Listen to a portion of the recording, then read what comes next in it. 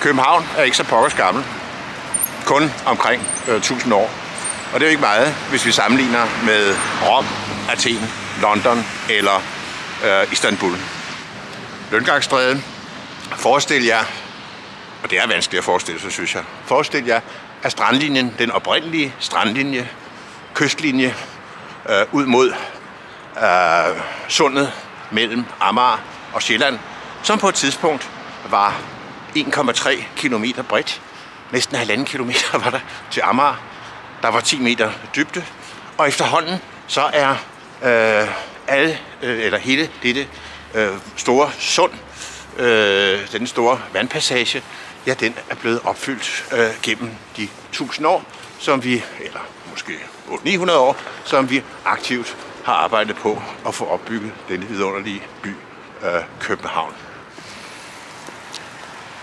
Her på det runde hjørne, om jeg så må sige, af Kongens Nytorv og Vestergade, der har vi også spor efter minder om det allerældste i København. For sagen er, at rundingen, hjørnet her, har, jeg ved godt, det er noget vrøvl, men det kalder det alligevel et rundt hjørne, og forløbet af Vestergade, som jo bugter, ja, det er i virkeligheden udtryk for det forløb, som den grøft, som omgav det allerældste København, byen Havn, Clemensstaden, havde.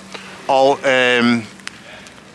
bybrande, alt muligt, har altså ikke kunnet udslette de oprindelige gadeføringer, de oprindelige afkortninger af huse osv., som stammer helt tilbage til byens allertidligste udformning, tilbage til byen Havn i 1100-årene.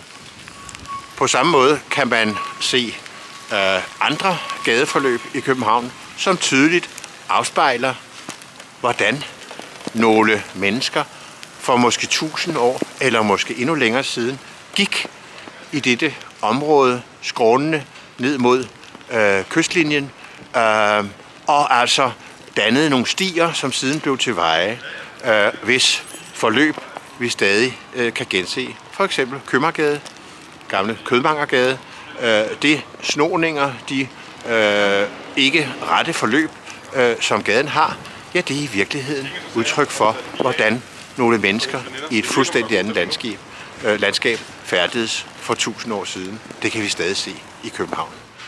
Det er jo næppe nogen hemmelighed, at Christian 4.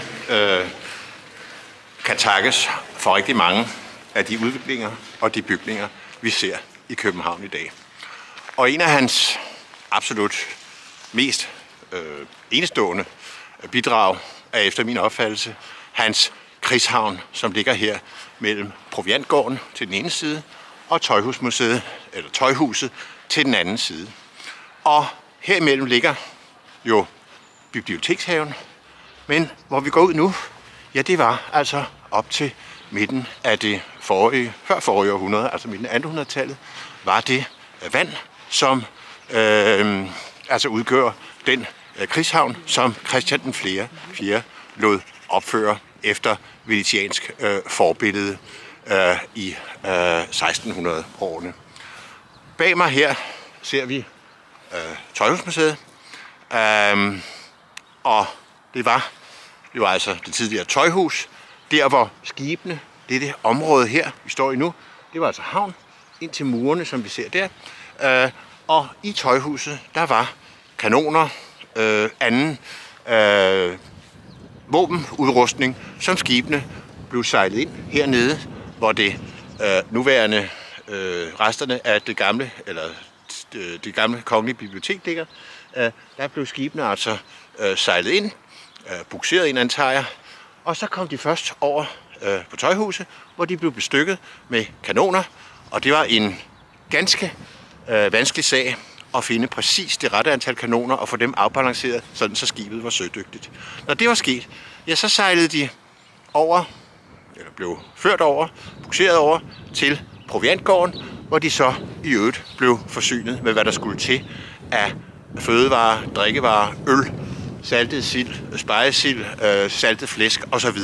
for at kunne tage på længere missioner og opretholde den danske kongemagts, den danske stats suverænitet. Og hernede bag mig, hvor nu en del af det kongelige bibliotek ligger, ja, der var der en smal indsejling, og her lå svovlhuset, hvor den sidste færdiggørende udrustning af krigsskibene blev foretaget, før de sejlede ud og håndhævede kongerigets, kongemagtens, statens suverænitet på nationale og internationale farvande. Og det var simpelthen at lade dem, eller laste dem med krudt. Det var det sidste, man foretog sig, og det lå sådan lidt afsides fra det andet. Hvis I spørger mig, er det vanskeligt, men også voldsomt fascinerende at forestille sig, hvordan har set ud her for vel 800 år siden. Vi står selvfølgelig på Slotsholmen, og Christiansborg Slot, det tredje Christiansborg, ligger bag mig med de nyere bygninger. Men her skal man altså forestille sig, at Slotsholmen var en ganske flad lille ø, hvor Absalon i 1167 lå opføre sin borg til beskyttelse af landsbyen Havn, byen Havn, mod angreb fra søsiden. Vi skal forestille os, at den vej ud mod Amager, ja, der kunne man altså se næsten 1,5 kilometer over åbent vand, før man fik øje på Amager. Så meget er Sjællandssiden bygget ud, og så meget, ikke mindst, er Amagersiden bygget ud igennem de forløbende mange hundrede år.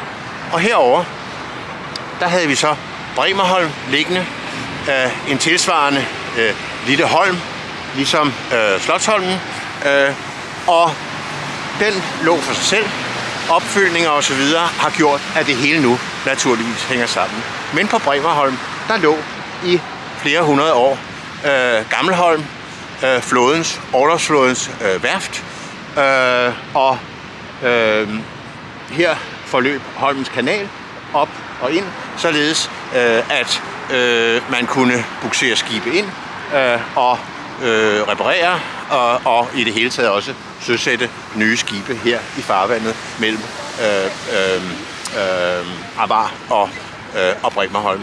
I 1536 under Grevens Fejde, der sænkede man nogle udtjente orlogsfartøjer i vandpassagen, dybet, som det blev kaldt, mellem Bremerholm og Sjælland, og det var simpelthen for vanskeligt at rense det op sidenhen, så man endte med at kaste den til, og Bremerholm blev landfast med Sjælland. Og det ser vi stadig. Vi har erindringer derom i navnet Dybensgade, som jo ligger lige herovre bag mig. Og så er vi inde på rideanlægget i Christiansborg.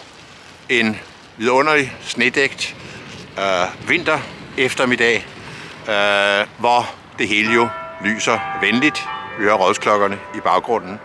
Og her kan vi altså se resterne af det første helt vidunderlige Christiansborg i form af ridehusene med sortglaserede tegltage, mansardtage, ganske vidunderligt. Og de spiller altså sammen med Thorvald Jørgensens slot, som vi ser i baggrunden fra starten af det 20. århundrede, opført i en noget tungere stil i mørk granit, men hvis I spørger mig, på trods af al mulig kritik, så fungerer det faktisk meget godt som rigets borg. Så her har vi altså 3 Christiansborg slotte, som sammen udgør en, ikke helt, synes jeg, tosset enhed. Og i kælderen har vi så til overflod resterne af Absalonsborg, fundamentet dertil, og resterne af Københavns Slot og fundamentet til Blåtårn, hvor Leonora Christina jo sad fanget i mange, mange